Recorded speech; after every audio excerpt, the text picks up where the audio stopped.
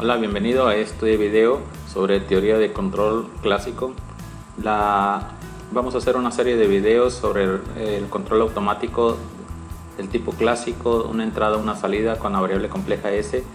Es acerca de un curso, así se llama, Teoría de Control 1, que se imparte en la Facultad de Ingeniería Mecánica y Eléctrica de la Universidad Autónoma de Coahuila, aquí en Monclova, Coahuila, México. Iniciamos con el curso.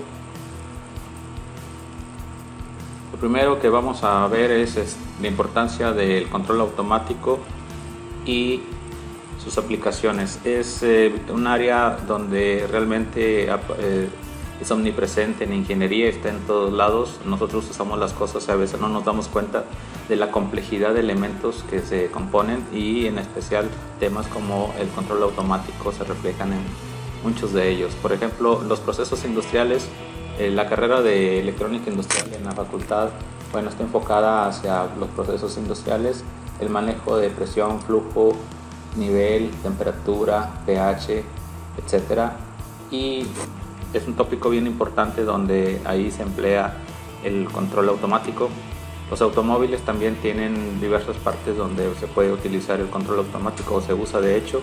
Por ejemplo, la regulación de velocidad en la velocidad crucero, los frenos ABS, el flujo de combustible hacia las cámaras de combustión, etc. Los robots es un área de la mecánica muy importante que se utiliza en los procesos de manufactura, y es no lineal, es muy compleja, y indudablemente ahí también se utiliza mucho el control automático. No en la forma que lo vamos a ver en este curso, pero sí en otras formas más complicadas todavía.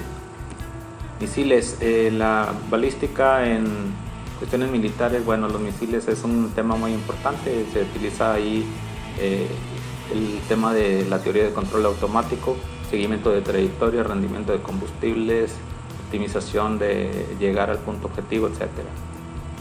Las máquinas y herramientas en general, como CNCs, tornos, etc. Ahí se utiliza también algo de control automático. Una pequeña revisión histórica. Para iniciar con esto, nada más, el regulador de centrífugo de James Watt, que es este que se muestra en la figura, pues es un mecanismo muy sencillo que resultó ser la clave para la regulación de velocidad de las máquinas de vapor.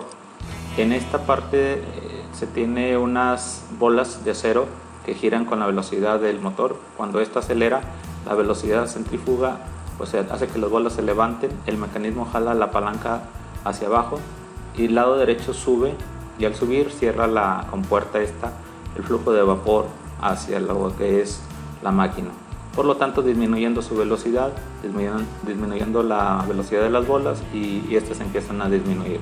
Al disminuir sucede el proceso inverso, bajan y suben el mecanismo, donde al bajar esto, el del lado derecho abre nuevamente la compuerta y empieza a subir la velocidad. Llega a haber un punto de equilibrio en el cual es precisamente donde se hace el proceso de regulación de esta velocidad. Este mecanismo fue bien importante para el desarrollo de las máquinas reguladas de vapor, y provocó un impulso en lo que fue la revolución industrial. Minorski en 1922 estuvo a cargo de lo que fueron el control automático de algunas embarcaciones, y se dio cuenta que las ecuaciones diferenciales es una característica bien importante que se puede utilizar para describir el sistema y por lo tanto diseñar controles automáticos. El tema de respuesta en frecuencia, en 1932 Nikes diseñó un procedimiento para determinar si el sistema era estable o inestable a partir de la respuesta en lazo abierto. También los diagramas de Bode en esta época surgieron, y en los 34 prácticamente, cuando Heisen derivó el término de servomecanismo, donde desarrolló los primeros sistemas de control de posición. En estos 30 fue cuando Bode también desarrolló su tema de los diagramas de Bode para el análisis de estabilidad y características importantes que veremos más a continuación en el curso sobre los sistemas. A finales de los 40 y principios de los 50 se diseñó o desarrolló por completo el tema del lugar de las raíces por Evans. En los 60 el espacio de estado se desarrolló por Kalman y bueno, fue el inicio del análisis de sistemas, varias entradas, varias salidas, y el tema de control óptimo, que fue lo que se desarrolló y que dio impulso a la tecnología espacial, y con lo que, bueno, prácticamente el hombre pudo dar la vuelta a la luna, inclusive alunizar. En los 80s, bueno, pues ya con esto del espacio de estado de Kalman ya se empezó a abrir el abanico de temas de control moderno, como sería el control robusto, control H infinito, que es robusto prácticamente también, control adaptable, geométrico, estocástico. Hay muchos tipos de controles ahorita, y bueno, pues es prácticamente ya una avalancha de temas y de conceptos, situaciones especiales que se ha estado desarrollando en esta área tan importante como es la teoría de control. Antes de iniciar el tema, el estudio de la ingeniería de control, bueno, pues es importante tener un glosario de términos. La variable controlada, pues es la variable o la condición que necesitamos que el proceso siga, o la que nos interesa gobernar, la que se mide y la que se controla. La variable manipulada, pues es esa cantidad o la condición que pertenece al sistema, pero que uno puede manejar precisamente y hacer que ella influya en el comportamiento de la variable controlada. La planta, pues es el objeto físico que se va a controlar, es el sistema mecánico, el horno de calefacción, etc. El proceso, bueno, pues es una operación, principalmente es una operación o un desarrollo natural. No es un objeto en sí en lo que son los sistemas de control de procesos, sino son las operaciones que suceden en forma gradual y se suceden uno al otro, relativamente fijas, conducen a obtener un resultado predeterminado en un proceso físico, químico, económico, etc.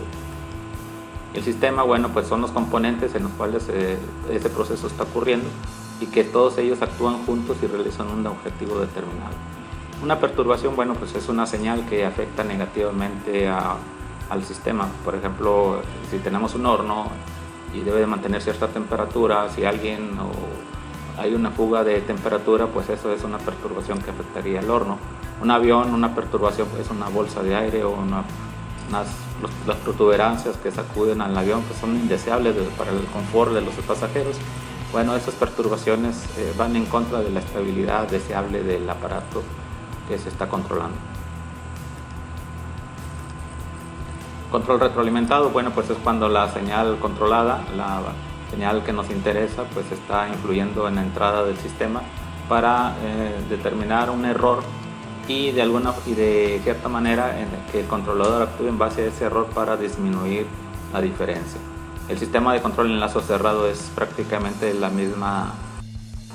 El sistema de control en lazo abierto es cuando la variable manipulada no influye en la variable controlada, es decir, no hay manera de saber cómo va el sistema, si va bien o va mal respecto a lo deseable. La precisión, bueno, depende de la calibración de los instrumentos. Si todo está bien calibrado, la salida va a ser exactamente lo que uno desea. Si no, bueno, pues va a ir con un cierto error que posiblemente vaya incrementándose con el tiempo, y el proceso sigue ignorando su evolución. ¿Cuál es la ventaja entonces de un control en lazo abierto? Pues que es más económico por diseñar, y muchos procesos pueden ser diseñados en este enfoque. Por ejemplo, una lavadora de ropa, lavadora de vajillas, etcétera, puede ser están diseñados normalmente con este control en lazo abierto.